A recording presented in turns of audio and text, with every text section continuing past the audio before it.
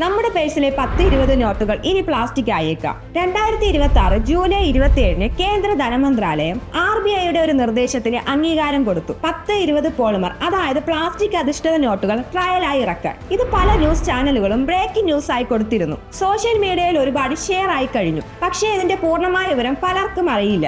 ഇതുടനെ മാർക്കറ്റിൽ വരുമോ? Paper note നിർത്തുമോ? എന്തുകൊണ്ടാണ് പ്ലാസ്റ്റിക് നോട്ട്? ഇന്ന് ഈ ന്യൂസ് പൂർണ്ണമായും ക്ലിയർ ആയും പറയാം. ടെക്നോളജിയും കറൻസിയും തമ്മിൽ എന്ത് ബന്ധമെന്ന് തോന്നാം. പക്ഷേ ഈ പോളിമർ നോട്ട് യഥാർത്ഥത്തിൽ ഒരു മെറ്റീരിയൽ സയൻസ് സെക്യൂരിറ്റി ടെക്നോളജി ടോപ്പിക്കാണ്. 2026 ജൂലൈ 27 ലോക്സഭയിൽ ഒരു ചോദ്യത്തിന് മറുപടിയായി കേന്ദ്ര ധനകാര്യ സഹമന്ത്രി പങ്കജ് ചൗധരി ഇത് സ്ഥിരീകരിച്ചു. RBI ആക്ട് 1934 സെക്ഷൻ 25 പ്രകാരം RBI സെൻട്രൽ ബോർഡിന്റെ ശുപാർശ പ്രകാരം 10-20 പോളിമർ നോട്ടുകൾ ഫീൽഡ് ട്രയലായി ഇറക്കാൻ സർക്കാർ അനുമതി കൊടുത്തു. കൃത്യമായ നമ്പറുകൾ ഇതാണ്: 10 പോളിമർ നോട്ട് 100 കോടി പീസ്, 20 പോളിമർ നോട്ട് 100 കോടി പീസ്, ആകെ 200 കോടി നോട്ടുകൾ. മൊത്തം മൂല്യം ഏകദേശം 3000 കോടി രൂപ. ഇവിടെയാണ് ഏറ്റവും പ്രധാനപ്പെട്ട ക്ലാരിഫിക്കേഷൻ. ഇതിപ്പോൾ ഫീൽഡ് ട്രയൽ മാത്രമാണ്. തിരഞ്ഞെടുത്ത ഏരിയകളിൽ ഈ നോട്ടുകൾ സർക്കുലേഷനിൽ ഇറക്കി durability, public acceptance, operational performance ഇവ സ്റ്റഡി ചെയ്യും. ഈ ട്രയൽ വിജയകരമാണെങ്കിൽ മാത്രമേ രാജ്യവ്യാപകമായി റെഗുലർ ഇൻഷുറൻസ് തുടങ്ങൂ. അതായത് നാളെ തന്നെ പ്ലാസ്റ്റിക് നോട്ടുകൾ കയ്യിൽ കിട്ടുമെന്ന് കരുതരുത്. ഇതൊരു കെയർഫുൾ ഫേസ്ഡ് അപ്രോച്ച് ആണ്. പോളിമർ നോട്ട് ഒരു പ്ലാസ്റ്റിക് ഡ്യൂറബിൾ സബ്സ്ട്രേറ്റിലാണ് പ്രിന്റ് ചെയ്യുന്നത്. ഇതിന്റെ പ്രധാന ഗുണങ്ങൾ: കൂടുതൽ ആയുസ്. പോളിമർ നോട്ടുകൾ പല മടങ്ങ് ഡ്യൂറബിൾ ആണ്. അതുകൊണ്ട് റീപ്ലേസ്മെന്റ് കോസ്റ്റ് കുറയും. മോയ്സ്ചർ, അഴുക്ക് പ്രതിരോധം. മഴക്കാലത്ത് നനഞ്ഞു കയറി പോകുന്ന പ്രശ്നം കുറയും. ഇത് കേരളം പോലുള്ള ഹൈ റെയിൻഫോൾ ഉള്ള സ്ഥലങ്ങൾക്ക് പ്രത്യേക ഉപകാരപ്രദമാണ്. കീറാൻ പ്രയാസം. ഫിസിക്കലി കൂടുതൽ സ്ട്രോങ് ആണ്. മെച്ചപ്പെട്ട counter free protection. Advanced security features add ചെയ്യാൻ പോളിമർ നോട്ടിൽ എളുപ്പമാണ്. പോളിമർ കറൻസി പുതിയൊരു ആശയമല്ല. ഓസ്ട്രേലിയയാണ് 1938 ഇത് ആദ്യമായി ഇൻട്രൊഡ്യൂസ് ചെയ്തത്. ഇപ്പോൾ കാനഡ, UK, സിംഗപ്പൂർ, ന്യൂസിലാൻഡ് തുടങ്ങിയ 20-ലധികം രാജ്യങ്ങളിൽ പോളിമർ നോട്ട് ഉപയോഗിക്കുന്നുണ്ട്.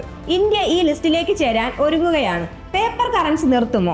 ഇല്ല, സർക്കാർ ഇത് വ്യക്തമായി പറഞ്ഞിട്ടുണ്ട്. പേപ്പർ കറൻസി പൂർണ്ണമായി നിർത്തി പോളിമർ നോട്ട് കൊണ്ടുവരാൻ ഇപ്പോൾ ഒരു പ്ലാനുമില്ല. പോളിമർ നോട്ടുകൾ നിലവിലുള്ള പേപ്പർ നോട്ടുകൾക്കൊപ്പം സർക്കുലേറ്റിൽ ഉണ്ടാവും.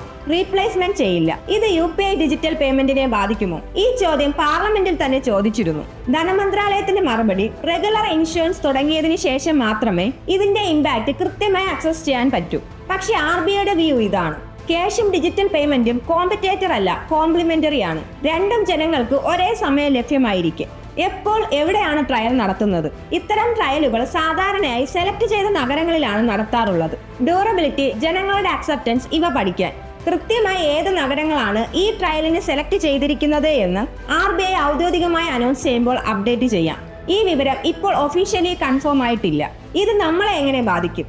സാധാരണക്കാരന് ഇത് പ്രാക്ടിക്കലായി എന്താണ് അർത്ഥമാക്കുന്നത്? 10-20 നോട്ടുകൾ കൂടുതൽ കാലം കേടുകൂടാതെ ഇരിക്കും. മഴക്കാലത്ത് നനഞ്ഞു നശിക്കുന്ന നോട്ടുകളുടെ എണ്ണം കുറയും. ATM, വെൻഡിംഗ് മെഷീൻ പോലുള്ള ഡിവൈസുകൾ പോളിമർ നോട്ടുകൾ അക്സെപ്റ്റ് ചെയ്യാൻ പാകത്തിന് കാലിബ്രേറ്റ് ചെയ്യേണ്ടി വന്നേക്കും. ഇത് ട്രയൽ ഫേസിൽ ടെസ്റ്റ് ചെയ്യപ്പെടുന്ന കാര്യമാണ്.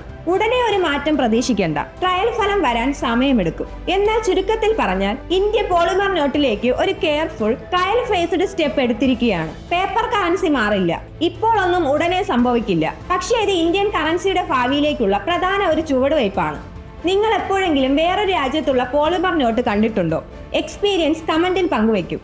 അടുത്ത വീഡിയോയിൽ കാണാം.